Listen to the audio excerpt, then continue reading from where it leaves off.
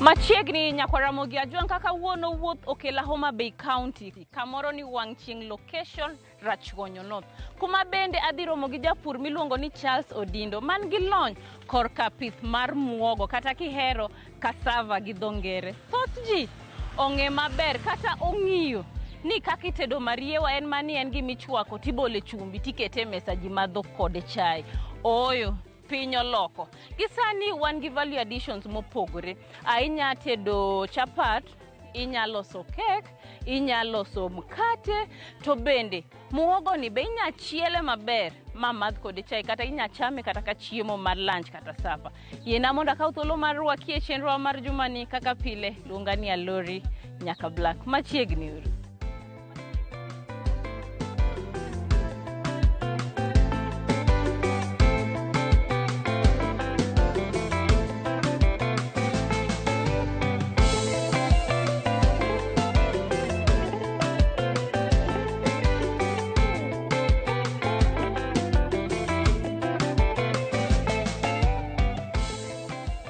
Daher ni fulri na jopiny nyiswa nyingi kuma wantie gi gima iniwuon itimo. An nyinga giluongo ni Charles Odindo Ng'idi. Ae dala mar Kaji sub location. Kaji location, Wangching location. Wangching ward. Rachuonyo North sub county. Mane kama yudora to be kama pureni. Kama loso chiemo. Erokamano ahinya. Odiochieng' ma kawuono wadwa wuoye mariewa kata omuogo kata muogo. Ini wuon isebedo kipidho mariewa kuom kinde marom nade? Muogo ni osebedo stable chiembwa mathurwa ka. Nikech kanonyuola to nayudo ka ene manwa puri ahinya gi bel. Nikech koruwe gi bel to ene manwa chame sana ma oduma to biro later on. Koka ji ochako puro oduma lakini muogo ni wasepure for many decades. Kendo wasepure ndalo mang'eny. Madiere moko bende olal mwachako yudo kodhi moro koa Uganda. Ma kodhino ene makoro sani wadhi kode mbele gi research ma osetimo moyudonwa kothe mamoko. Gin ang'o ma ng'ato man gi gombo kata man gi paro mar pidho mariewa nyaka ng'e kata nyaka bed godo kapok ochako? Kapok ibedo gi paro mar pidho muogo to nego beni iko puodho. Ikungi puro puothino maber kabisa. Mo bed mayom. Kosebedo mayom, timanyo koth muogo. Midwa ni pidhe puodho no. Kodhi wan gi mbegu mopogore opogore. Nitie moro ma ji luongo ni sudhe. To jok moko be luongo ni nyakichaki. Kodhi ni en nyakichaki ni en ok inya chame kapod onumu kendo en rega. Nikech kichame kunumu to ene miwinjo ni muogo moro nego ji cha. To sani to kwapidhe ahinya. Sani wapidho michamo kata kanumu to ng'ato nyalo chamo. To nikech ipuoyo wach kodhi ini wuon kodhi mipidhe puodho ni nigolo kae. Kodhi mapidhe puodho ni gin mixed. Nitie moro ma kienyeji miluongo ni majera. Majera ne king'iyo ite. Ene mineno ite chal kamani. Kato ma iluongo ni SS4. Kodhi ni nobedo developed gi jo Kalro bang' research. Koro ene masani watemo pidhe ahinya nikech ene resistant to diseases. Tuoche ok make piyo ahinya. Erokamano. Spacing kata nafas ma iketo kind muogo gi nyawadgi bedo nade? Muogo gi nyawadgi onego bed 1 meter. 1 meter square. Mana kipidhe standard mare makoro itene yudo kaka gar to loso chiemo tiende. Koro kidwa pidho muogo tiketo 1 meter square kindgi. Ere kaka inyafwenyo ni muogo ni koro oseikore onego bed ni kae? Muogo kaka the type mwapidhogi onego bed ni otieko 1 year in the farm. To kusetieko gimoro 9 months e puodho, to koro inyalo chako golo matin michamo mwachamo rogi. Lakini kusetieko 1 year, to koro en machwa, koro i-uproot, koro inyalo gole tiswage, timoye, ichame, koro irege mogo kata nyuka. Bende inyalo timne gima kisungu dendo ni intercropping, inya pidhe gi cham moro e kae? Muogo sani sami pidhe kapod otindo cha, tinyalo timne intercropping gi oganda, soya bean kata njugu. Inyalo pidhe go together. To kosebedo maduong' kama, to koro onge gima inyalo kete iye nikech sed mare ok nyal yie mondo gima ipidho no dongi.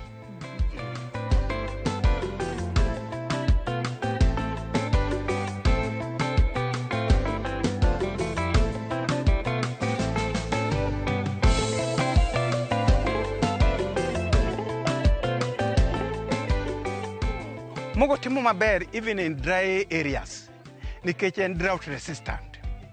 Mana emomiyo thurwa ka en a bit semi. Koro muogo timo maber thurwa ka moingo kuonde ma ni high. Nikech en a bit dry, oyudo koth ma reasonable, to chieng' bet ng'eny matin. Koro kama bet dry kaka thurwa ka, muogo time maber kabisa. Kamano ahinya. To kit lo muogo timo maber e lo machal nade? Muogo kipidho kata mana sandy soil to timo maber. Clay soil otime maber.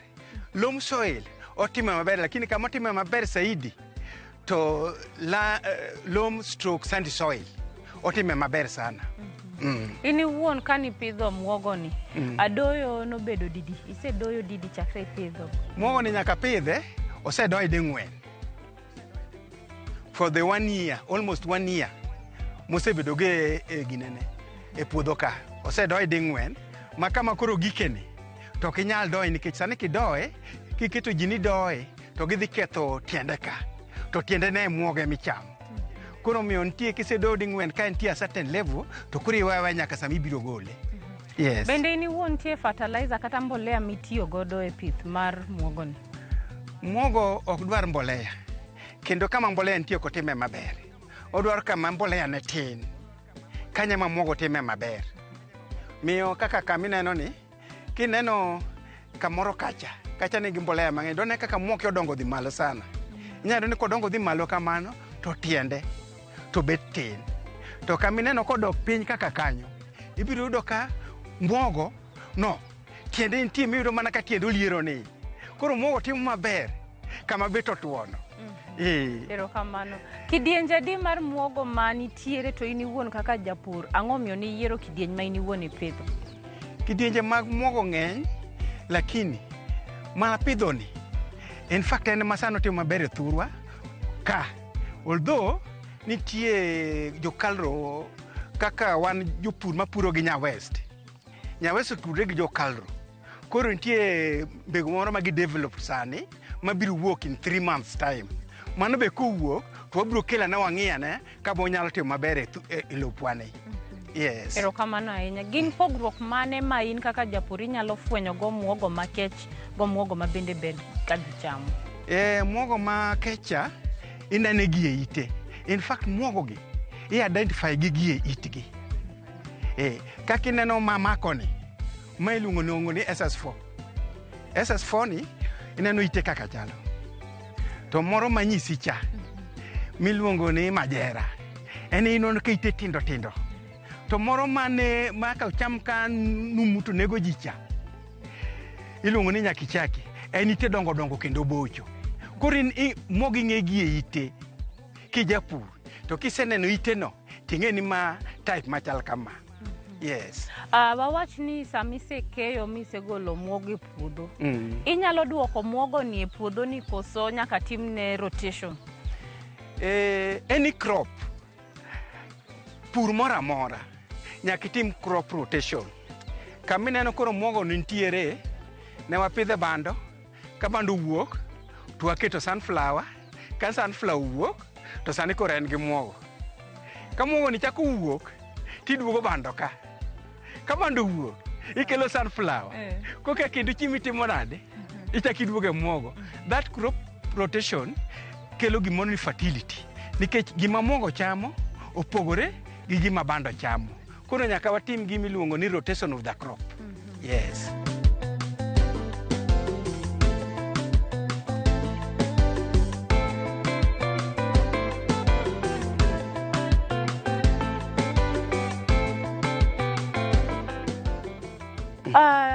Korka tuoche gi kudni, akia ka Mariewa bende nigi tuoche ma samoro thago gi, to ka dipo ni nitie un uwegi ugoga yath koso timo nang'o? In muogo mwapidho gi yath ok wagoye nikech gionge gi tuoche mang'eny. En gima yath en mana doye. Muogo ni kisedo maber, especially kapod otin, to kik iwe buya chame. Idoya kapod ole doye, ka komono yugno tidoye, komono yugno tidoye, to kisedoye di ng'wen kata di bich tiweri kode, irito mana chiemo. En ang'o ma in iwuon kaka japur itimo kama ka iyud yuto makare? An kaka japur, I make sure ni gik mapuro gi arito gi maber. To kendo kaka japur, ing'e ni puro kinya tegemea gimoro achiel. King'iyo toke kacha, dong ineno bel, bel ni kanyo. My is almost in 1 month's time. Endre? Kichak idhi e toke kacha, dong ineno bando. Bando is almost ready. Kichak idhi e toke kacha, njugu nitie. Mano japur. Mondo ine ber pur, ipuro gik mopogore opogore. Maka moro feli, to nitie moro ma nyaka konyi. Yes. So nyaka ibed gi plan B. Nyaka ibed gi plan B. Koro plan B ni kama chofela to ma is there, ang'e ni kech ok dhi kaya. Machielo chako fela, the other one is there, kech ok dhi kaya.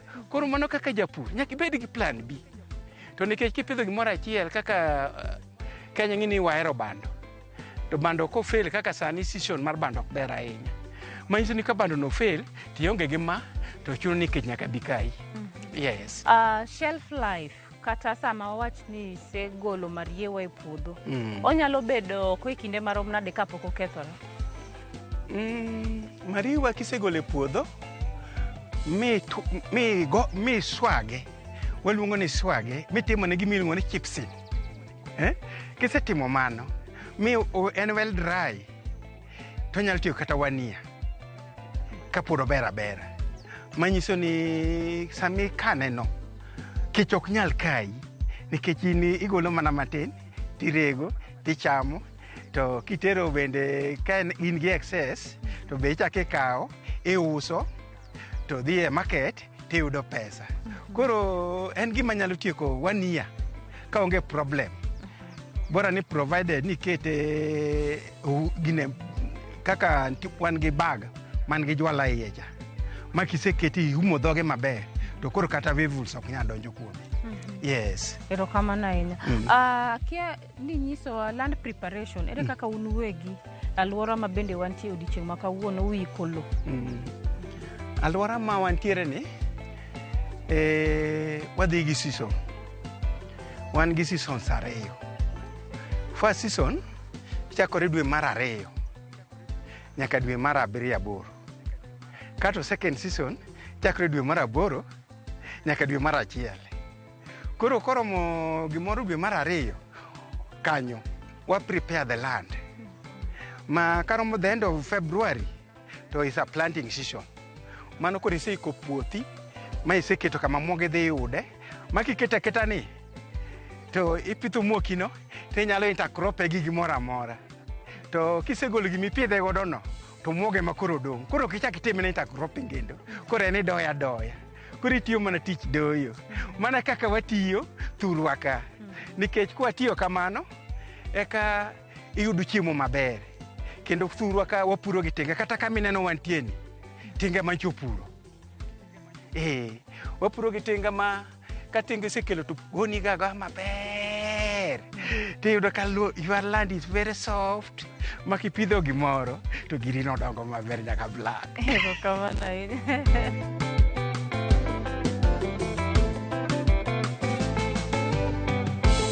Wadwani wakao rusa moro mar dakika moko machuok wadhi rusa aeto bang'e waduogo. Kik idhi mabor.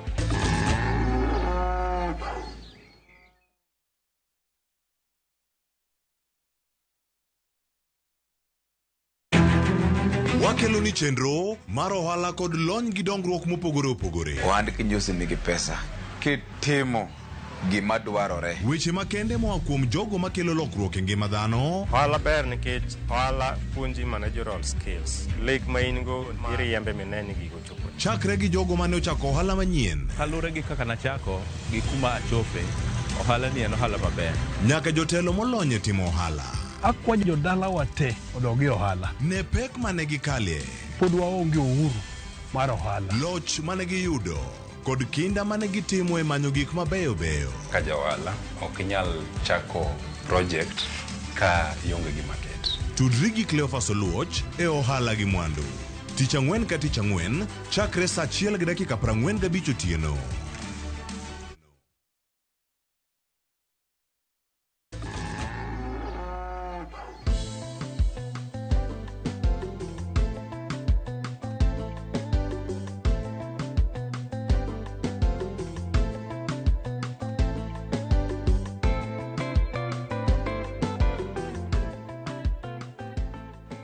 Machiegni kendo janeno marwa e chenrowa mar ariyo ka bende odiochieng' ma kawuono antie Homa Bay County wang' chieng' location kamoro ni Rachuonyo North. Odiochieng' ma kawuono wadwa wuoye pith mar mariewa kata omuogo.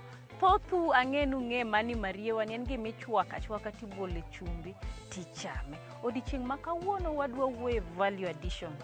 Wadwa wuoye kit cham kata kit kodhi maber ma in iwuon kaka janeno kata jalno man gi gombo mar pur onego bed ni ng'eyo. Koro daher ng'eyo niya kaka bende nitie kony kata sirruok moro amora ma un uwegi kaka joma nitie alwora ni useyudo koya e county government kata sirkal. County government is now coming to help farmers. Recently, Governor of Homa Bay County has provided us with sunflower seeds. That is help from the county government of Homa Bay. So, second season, if you come here, you will get every place is yellow because of that seed. So that is one help we have received from the county government of Homa Bay. Another help is the governor is providing to some seeds for planting, especially maize and sorghum. He's giving farmers seeds to plant. So that is what the help we have received from the county government of Homa Bay. Thank you, erokamano ahinya.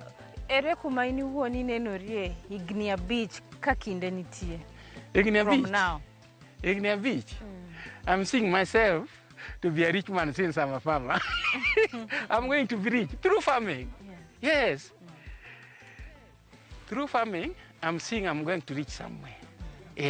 Wach mogik ne janeno mabende neno chenro odiochieng' ma kawuono ne rawera mabende samoro be nigi gombo mar donjo. Daero advice, especially rowere matindo mathurwa ka ni gidonjo e tich pur. Pur, you cannot doubt yourself. Kech Nyasaye bong'eyo ni kwasepuro to nyaka okelwa koth. Kata sani nyaka black. Dongi neno ka bando chieka. Dongi neno bando no kochiek. Njugu bende chiek kacha. To muogo bi neno ka nikech Nyasaye okelang'o. Nyasaye okelo koth. Koro daero encourage jothurwa gi yawa matindo, especially yawa matindo. Kech yawa matindo ok ohero pur ahinya. Gidonje pur mondo wabed self-reliance in food. To kaka Nya West bende kelo gik mabecho ni. Gibiro puro muogo to Nya West kawo to timo package titero supermarket to giyudo pesa. They will get value addition in their farming. Koro miyo daero kwayo jok matindo ni mondo gidonje pur motegno. Mane gima dhi konyo gionge gimoro kendo nikech office work is not there. Nyakbla karu kacha kami nyathi mo nyandiko. Sani onge donge. Koro miyo wadonje pur nikech indikori kendi ti chiemo nikech japur ok nind kech. Sani ka kunyo tielo 2 ka to siling moro 100 ayuda dong' mana chiemo. Koro ahero mana kwa jok matindo, especially Nyanza waka. They should come out and do farming. Kata an minena ni apuro to ambe nasetiyo ma retire to pod apuro to kata neno ka pur ni be koro miyo kendo ameno bedo strong saidi nikech pur ber.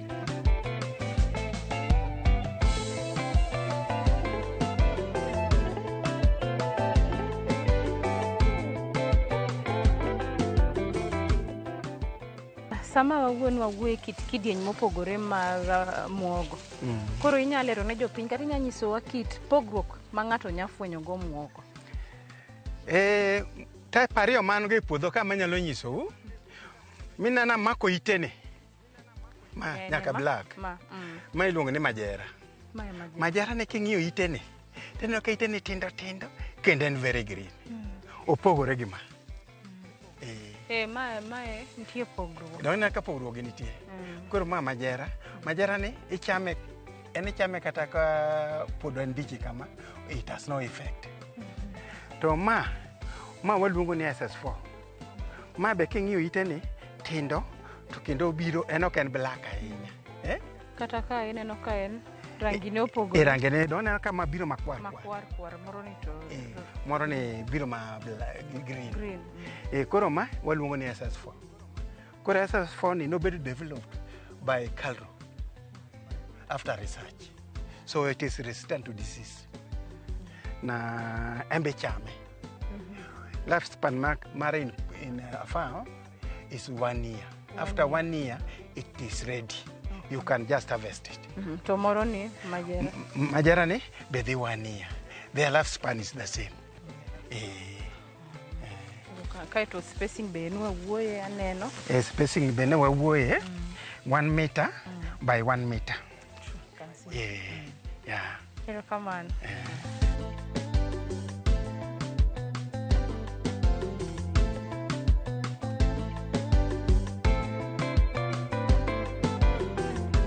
Nejal masamoro daher no tudre kodi bang' chenro ma odiochieng' ma kawuono. Inyalo konyowa gi namba kata email address kata social media handles mora mora ma ng'ato nya tudre kodi king'iyo kamera wan.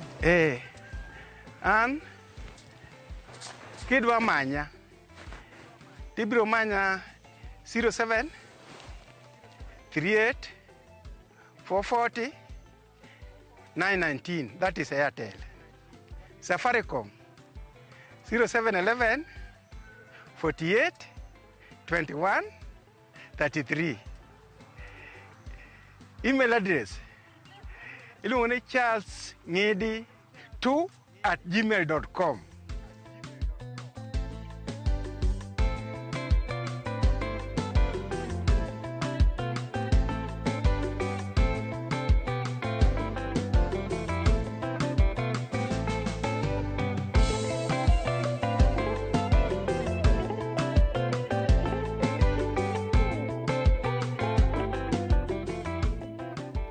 To nikech iwacho ni piny sani odhi digital.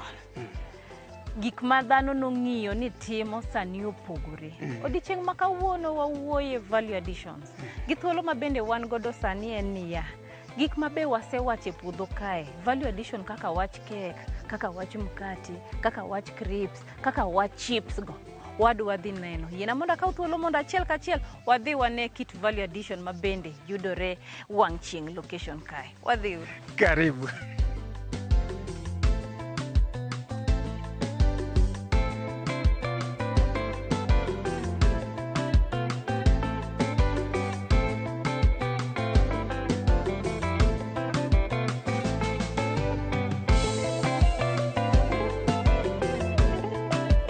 Kamano kwase e puodho nyaka wane ni ang'o mwakete mesa. Odiochieng' ma kawuono hapwane ber kwase e puodho gi mariewa kata kiero muogo ma bende wan godo. Wayudo ka chokruok obedo kama kare. Manyiso niya gitimo gima kisungu dendo ni value addition. Kopogore gi kit mariewa ma ini wuon ing'iyo ni kisechwako tikete chumbi tichamo. Nitie kaka ei mariewa ni nitie gigo ma bende nyalosi. Nyalos cake, nyalos crisps. Gigo te kawuono Madam Pamela dhi nyiso kaka giwegi gitimo kae. Machiegni Madam Pamela. Intie nade? Intie maber. Aneno kiseundonwa mesa. Koro mesa kae an ng'e naluongi gi nyingi. jogi to kiai. Adwa ni fuli ne jopiny nyis gi nyingi, gima kawuono ni wuoni timo gi kaka ilosonwa mesa maber kamae. Erokamano nyaka an gi nyinga iluonga ni Pamela Kinyi. To ajapur mohero tedo. Ka gik moko osewuok e puodho takelo taloso to gilokre chiemo maloso ngimawa. Koro e mesa kae ang'o mantie? Mesa kae wan gi mariewa manumu ma en mano.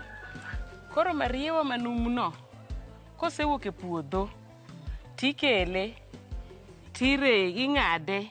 Koseng'ade timoye totuo. Koro en ema. Kotuo to mae en. Koro kosetuo kamano wanyalo rege nyuka. Ma en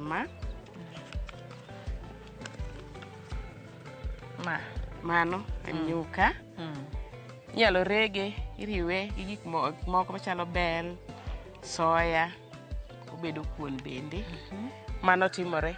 Mariewa achiel ni wanyalo loso go crackers, machalo magi mantiere kae gi. Gin gik ang' ni onje gi ang' ni winj ka gichal. Mano tich mariewa. Ma mariewa otimo. Pod crackers but koro nitiere kaka wapogo gi, nitiere kaka wan gi plates moko ma koro inyalo tugo kode kaka ihero. Design miero minyalo loso kamano. Kendo malich miwuoro ni kek ji ong'iyo ga ni chamo kek mar wheat. To kawuono nyaka black adwa ni onja ne kek mar cassava kata gi mariewa. Iwinja ni to chalo nade. E ngimawa. Bro winja ni to mariewa gine kek mar mariewa to chalo nade. Nyaka mkati otedo. Ok magi kende, otedo gik moko buns, otedo gik mang'eny, varieties of things. Ma mariewa nyalo loso, nyaka biscuits tiyo mar mariewa. Koro magi nwa akelo mana loso mana matin mondo jopiny one ni mariewa gik mane ji nono gik mocha. Kare mariewa negi sani wadogure mariewa. Mariewa negi teko mang'eny. Kendo kata joma chuo kochamo mariewa nguvu.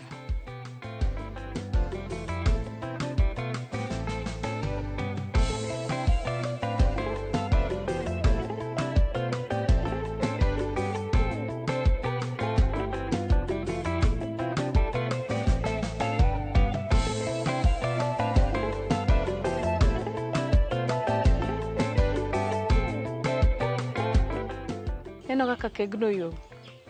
Mama na kaka ang'ade matin kech adwa bele. Adhi confirm un gima adwa notim na samoro ionge nya juice ni modhe pi. An adwa chame itimo onye do.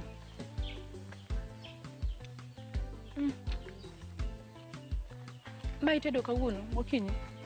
Atedo nyoro. En very fresh. Omit. Pok na wuonduga. Omit kabisa. Mae wauso mana 1000. Kin gi birthday party, nyarusi moro to be jomoko ero sukari. Afwenyo ni onge sukari mo mang'eny. Oyom kabisa. Anya wacho ni mae mariewa tiyo. To in kaka japur to samoro diheri mondo wabi walimi, inyalo tiyo gi email marwa mar purgiohala@rollmedia.co.ke. To jogo mabendo eroro to machuok nya tiyo gi SMS namba marwa ma en 236000. To nikech piny sani olony, wan gi mbui, inyalo manya gi accounts ga mag Facebook, TikTok, Twitter, kabenda tiyo gi nying mar Lorraine Omondi.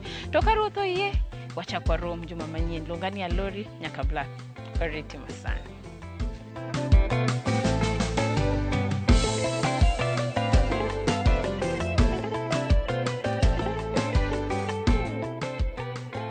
Mondo mine chenro ni kod mamoko mag pur gi ohala, donji e viewsasa.com.